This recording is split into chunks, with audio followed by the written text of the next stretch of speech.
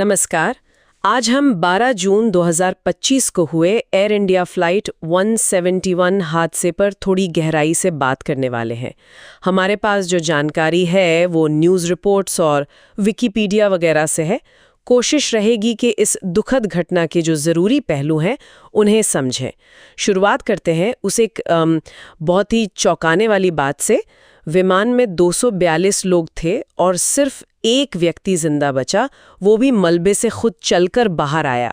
तो ये फ्लाइट थी एयर इंडिया 171, अहमदाबाद से लंदन गैटविक जा रही थी। हाँ, गैटविक। और विमान था Boeing 787-8 dream liner, registration VTANB। इसमें 230 यात्री और 12 क्रू मेंबर्स थे। बिल्कुल। और हुआ ये कि विमान टेक ऑफ के फौरन बाद ही अहमदाबाद में ही मेघाणी नगर इलाके में गिर गया, वो भी बीजे मेडिकल कॉलेज के एक हॉस्टल ब्लॉक पर।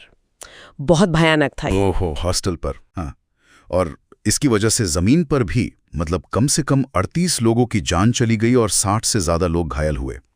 विमान में जो एकमात्र शख्स बचे वो ब्रिटिश नागरिक थे, विश्वास कुमार रमेश। कमाल की बात यह है कि वो मलबे से खुद चलकर बाहर निकले। अविश्वसनीय। हाँ, और उनके भाई जो ठीक उनके बगल में बैठे थे वो नहीं बच पाए।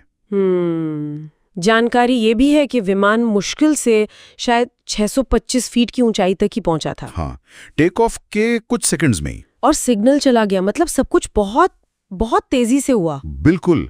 और जहां विमान गिरा वहां एक बड़े आग के गोले की भी बात सामने आई है। तो शुरुआती वजह क्या लग रही है, कुछ पता चला? देखिए, अभी तो जांच चल रही है, लेकिन शुरुआती रिपोर्ट्स कह रही हैं कि इंजन में कोई बड़ी खराबी आई थी। एक वजह पक्षी का टकराना भी हो सकती है, बर्ड स्ट्राइक जिसे कहते हैं। Bird strike? क्या उससे इतना बड़ा हादसा हो सकता है? वैसे तो बर्ड स्ट्राइक आम है, लेकिन कभी-कभी वो इंजन को बुरी तरह डैमेज कर सकती हैं। हालांकि इतने नए विमान में ऐसा होना और इतनी बुरी तरह, ये वाकई जांच का विषय है। इसलिए नागरिक उड्डयन महानिदेशालय DGACA ने फौरन जांच शुरू कर दी है। अच्छा, और शायद इसी वजह से दूसरे बोइंग 787 विमानों की भी जांच हो रही है ना? हाँ, बिल्कुल, एहतियात के तौर पर।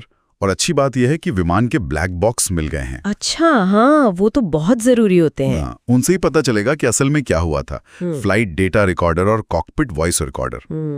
और ये बात भी अहम है कि ये बोइंग 787 ड्रीमलाइनर के इतिहास की पहली घातक दुर्घटना है। पहली? इतने सालों में? हाँ, पहली फैटल क्रैश और पहला हल लॉस भी। विमान इतना डैमेज हो गया है कि अब उसे ठीक करके उड़ाया नहीं जा सकता। इस हादसे का असर दूसरी उड़ानों पर भी पड़ा शायद। हाँ, 17 जून को जो एयर इंडिया की फ्लाइट जानी थी अहमदाबाद से लंदन गैटविक AI 159, उसे कैंसिल कर दिया गया था। पर वो किसी तकनीकी खराबी की वजह से नहीं, बल्कि एहतियात के तौर पर जो सुरक्षा जांच बढ़ाई गई थी और एयर स्पेस पर कुछ पाबंदियां थी, उसकी वजह से। समझ गए। और जाहिर है इस हादसे ने लोकल कम्युनिटी को तो बिल्कुल हिलाकर रख दिया। जमीन पर इतने लोगों का प्रभावित होना, वडोदरा और पनवेल जैसी जगहों पर कई पीड़ितों का अंतिम संस्कार हुआ, वो मंजर बहुत दुखद था। तो कुल मिलाकर देखें तो ये एक बहुत ही दर्दनाक घटना है।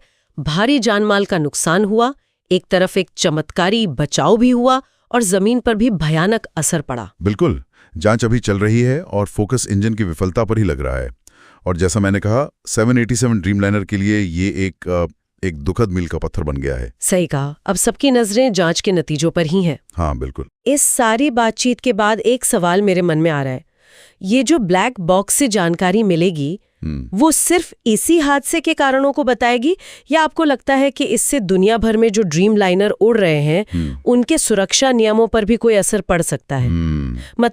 क्या विमान के डिजाइन या उसके रख रखाव के तरीकों को लेकर कोई बड़ी सीख सामने आ सकती है जिस पर अब ध्यान देना जरूरी होगा? ये सोचने वाली बात है।